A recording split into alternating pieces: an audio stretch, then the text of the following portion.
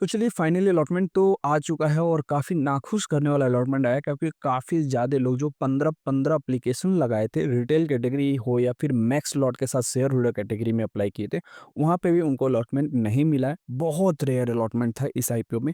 अब जब इस आईपीओ में इतना रेयर अलॉटमेंट है, तो ग्रे मार्केट में डिमांड आएगी और ग्रे मार्केट में भी डिमांड आएगी तो वहाँ पे भी अगर नहीं मिलेगा, तो फिर जो अपना वो मार्केट जब ये आईपीओ लिस्ट होगा वहाँ पे बाइंग आएगी। तो क्या जिसको नहीं मिला है उसको कुछ 20% 25% के आसपास प्रॉफिट हो सकता है क्या अगर वो प्री मार्केट में बाई करे?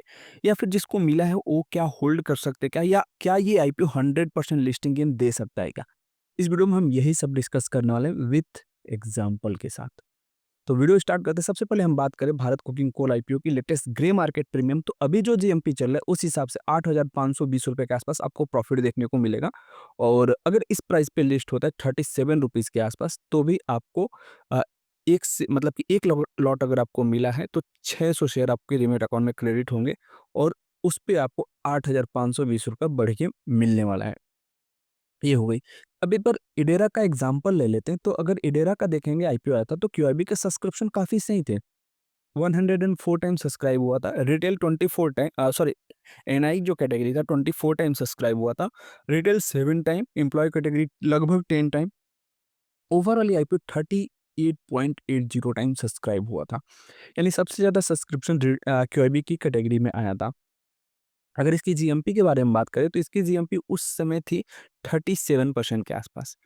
लेकिन जब ये आईपीओ लिस्ट हुआ तो अगर आप चेक करोगे तो इसका जो प्राइस था 32 रुपीज़ का प्राइस था और ये आईपीओ लिस्ट हुआ था लगभग 48 रुपीज़ के आसपास लिस्ट हुआ था।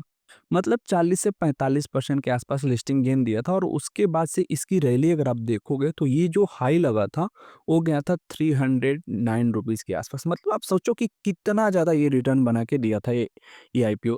मतलब कि मात्र 32 रुपीज़ का शेयर आपको 300 रुपीज़ के आसपास गया था, तो मल्टीबैगर इसको बोल सकते हैं हम। रिटेल और जो भी थे जिसमें इसमें कम सब्सक्रिप्शन आने का रीज़न ये था, यहाँ पे जो आईपीओ एक आया था टाटा टेक के आईपीओ के साथ ही आईपीओ आया था। इस वजह से सा सब मतलब रिटेलर्स थे और उसकी जीएमपी लगभग 117% के आसपास थी। तो पूरा का पूरा रिटेल कैटेगरी हो या एनआई कैटेगरी, दोनों रिटेल ही होते हैं, एनआई और रिटेल। अगर बस एक होते हैं 2 लाख से ऊपर, 10 लाख से ऊपर और फिर 15,000 वाले, तो लगभग ये हम लोग ही होते हैं। तो पूरा शिफ्ट हो गया था टाटा टेक में। इस वजह से इसमें सब्सक्रिप्शन कम आया और ये धमाकेदार लिस्टिंग दिया और टाटा टेक आज भी उसी प्राइस के आसपास चल रहा है। अगर हम बीसीसीएल के बारे में बात करें, इसके सब्सक्रिप्शन के बारे में बात करें, तो आप लोग को ऑलरेडी पता है कि बीसीसीएल में क्यूआईबी के सब्सक्रिप्शन 310 टाइम, मतलब कि धमाकेदार सब्सक्रिप्शन। इडेरा से 2x ज़्यादा सब्सक्राइब हुआ है ये IPO. NII 240 time subscribe, retail category 49 time subscribe, employ 5 time और शेयर होल्डर तो पूछो ही मत 87.20 टाइम सब्सक्राइब हुआ। तो ओवरऑल ये आईपीओ 143 टाइम सब्सक्राइब हुआ था और इडेरा वहीं पे 38 टाइम सब्सक्राइब हुआ था। तो सब्सक्रिप्शन के मामले में भी काफ़ी ज़्यादा डिमांड हमें इस आईपीओ में देखने को मिल रहा है। अब हम बात करते हैं स्ट्रैटेजी के बारे में। तो स्ट्रैटेजी में क्या होता है, या तो बिग प्लेयर आपको ट्रैप करेंगे या फिर प्री मार्केट में बाइंग करेंगे तो थोड़ा-सा महँगा प्राइस पे उनको मिलेगा। हो सकता है कि 45 टू 47 रुपीज़ के आसपास ये लिस्ट हो। जिस हिसाब से इसका डिमांड देखने को मिला है। अब ट्रैप क्या हो सकता है कि इसको जो बायर्स हैं वो आए ही ना प्री मार्केट में और इसकी लिस्टिंग नॉर्मली जो अभी प्राइस चल रहा है 55 टू 60% के आसपास अगर जो प्राइस चल रहा है उस पे लिस्ट हो और वहाँ पे अच्छा खासा माल बड़े प्लेयर बाय कर ले। पहले क्या होगा, हो सकता है लाइव तो मैं रहूँगा ही डेफ़िनेटली। 9 एएम पे मैं लाइव आ जाऊँगा और हर एक आईपीओ की जब भी लिस्टिंग रहती है वहाँ पे मैं लाइव आता हूँ और लाइव सपोर्ट आपको मिलता रहता है क्योंकि एक्चुअल जो प्राइस एक्शन रहता है ना दोस्त, वो लाइव मार्केट में ही पता चलता है कि क्या डिमांड है, क्या सप्लाई है और प्री मार्केट में क्या हो सकता है, प्री मार्केट बाद क्या एक बाउंस बैक अपसाइड पे आएगा। जैसे कि हमने आईसीआईसी प्रूडेंशियल में अच्छा खासा प्रॉफिट बुक किया था। 2600 के आसपास लिस्ट हुआ था, हमने प्री मार्केट में होल्ड किया था और 2655 के आसपास हमने जाके प्रॉफिट बुक किया था वहाँ पे। तो आप चैनल को सब्सक्राइब कर सकते हो, टेलीग्राम चैनल का लिंक डिस्क्रिप्शन में जाके जॉइन कर सकते हो, वहाँ पे ही मैं लाइव आने का लिंक आपको मिल जाएगा और टेलीग्राम पे तमाम सारे अपडेट्स मिलते रहते हैं, बजट्स भी आ रहा है तो बजट स्टॉक्स वगैरह भी वहाँ पे मिलते रहते हैं, तो आप जाके देख सकते हो। अगर ये आईपीओ एज़ पर जीएमपी मतलब 45 टू 55% के आसपास लिस्ट होगा। प्री मार्केट में हम ज़बरदस्त पकड़ बना के रखेंगे, एक भी क्वांटिटी नहीं सेल करेंगे क्योंकि ऑलरेडी डिमांड हमने देख लिया है कि क्यूआईबी के सब्सक्रिप्शन के हिसाब से कि उनको और शेयर्स चाहिए होंगे। उसके बाद लिस्टिंग के बाद 1 या 2 दिन हम वेट भी कर सकते हैं क्योंकि बजट्स भी आने वाले हैं। और इस आईपीओ में मैं 3-4 चीज़ क्लियर कर दूँ। पहले सिनेरियो में अगर आपको बताऊँ कि पहले वो लोग आते हैं जो लिस्टिंग इन लेके निकलने वाले, उनके लिए मैं बता दूँ, अगर आपको बिल्कुल रिस्क नहीं लेना, एकदम रिस्क मैनेजमेंट के साथ चलना है, तो 50% क्वांटिटी जो एकदम ईज़ी रहता है। अगर ये एज़ पर जीएमपी 60% के आसपास लिस्ट होता है, 60% के ऊपर लिस्ट होता है तो वेल एंड गुड। अगर 60% के आसपास लिस्ट होगा तो 50 टू 70% क्वांटिटी आप, यानी कि आपको मिले होंगे 600 शेयर, तो 300 या 400 शेयर आप प्री मार्केट में सेल कर दो। बचे हुए शेयर को आप 5% के एसएल के साथ होल्ड करो क्योंकि क्वांटिटी ज़्यादा है। अगर ₹1 कम होंगे तो ₹600 आपके कम होंगे। अगर ये ₹5 कम हो गए तो आप जोड़ सकते हो कितने रुपए आपके कम होने वाले हैं, और वही ₹5 बढ़े तो आपके कितने रुपए बढ़ेंगे। तो रिस्क मैनेजमेंट के लिए आप कुछ क्वांटिटी आप सेल कर दो, कुछ क्वांटिटी आप होल्ड कर, स्टॉप लॉस के साथ होल्ड करके आप वेट कर सकते हो। और ये मैं आपको प्री मार्केट में ही, मतलब जब मैं लाइव रहूँगा तो गाइड कर दूंगा कि कितनी क्वांटिटी सेल करनी है।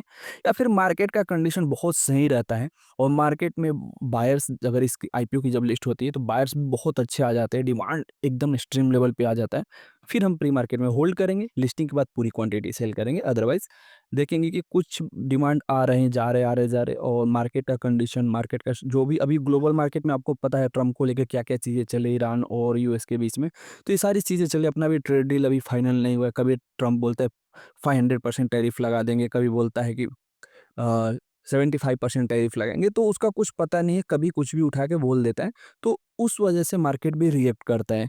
तो पहले हम अपने जो प्रॉफ़िट उसको रखेंगे, देन स्टॉप लॉस के साथ ट्रेल करेंगे। ये पहली कंडीशन हो गई जो प्री मार्केट, जो भी बंदे लिस्टिंग गेन के लिए आए थे। दूसरी दूसरी चीज़, जिनको नहीं मिला है, उनको क्या करना है, प्री मार्केट का वेट करना है। प्री मार्केट में अगर एज़ पर जीएमपी लिस्ट होता है उसके बाद भी पा 5 टू 10% अपसाइड जाएगा क्योंकि डिमांड ऑलरेडी रहेगा। अगर डिमांड नहीं रहता है और जीएमपी से नीचे लिस्ट होता है तो उनके लिए बोनस पॉइंट है।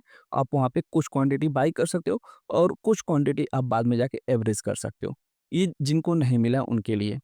अब जो लॉन्ग टर्म सोच रहे हैं कि शॉर्ट टर्म कुछ टाइम के लिए हम इसको होल्ड करें, लाइक बजट तक हम इसको होल्ड करें, उनके लिए क्या है, तो भैया आपको शेयर्स मिले हैं, 2 काम कर सकते हो, बिल्कुल रिस्क नहीं लेना है तो आप ₹13,800 निकाल लो, आपका कैपिटल आपके पास, प्रॉफिट के जो शेयर्स हैं आप उसको होल्ड करके छोड़ दो, भूल जाओ।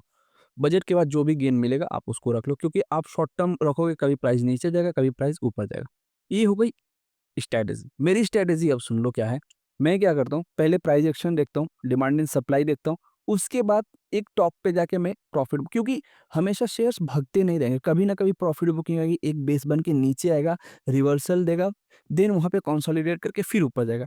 तो मैं वहाँ पे परफेक्ट एंट्री का वेट करता हूँ। अगर मुझे इसको बाद में बाय करना है तो पहले मैं टॉप पे प्रॉफिट बुक करूँगा, देन वापस एक स्टेबल प्राइस के जहाँ पे सपोर्ट ये दिख रहा है, वहाँ पे जाके वापस इसको बाय करूँगा। ये मेरी स्ट्रैटेजी रहती है ताकि ऊपर का प्रॉफिट भी मिल जाए और नीचे से अगेन ऊपर जाए तो मैं अगेन प्रॉफिट में ही आऊँ। तो ये मेरी स्ट्रैटेजी रहती है। बाकी जो भी चीज़ रहती है डिस्कस करेंगे लाइव में। बाकी ये शेयर लॉन्ग टर्म के लिए अच्छा है, आप इसको अपने पोर्टफोलियो में रख सकते हो। डिविडेंड्स के लिए भी ये स्टॉक अच्छा है क्योंकि पीएसयू स्टॉक है, तो आगे चल के इसमें ग्रोथ के चांसेस ज़्यादा हैं। बाकी मिलते हैं एक नए वीडियो में, तब तक के लिए बाय बाय, टेक केयर। कोई भी प्रॉब्लम रहती है, कुछ भी आपको समझ में नहीं आता तो आप कमेंट्स करके पूछ सकते हो, हर एक कमेंट्स का रिप्लाई मैं देता हूँ, और चाहे तो आप व्हाट्सएप पे भी पूछ सकते हो। मिलते हैं एक नए वीडियो में, तब तक के लिए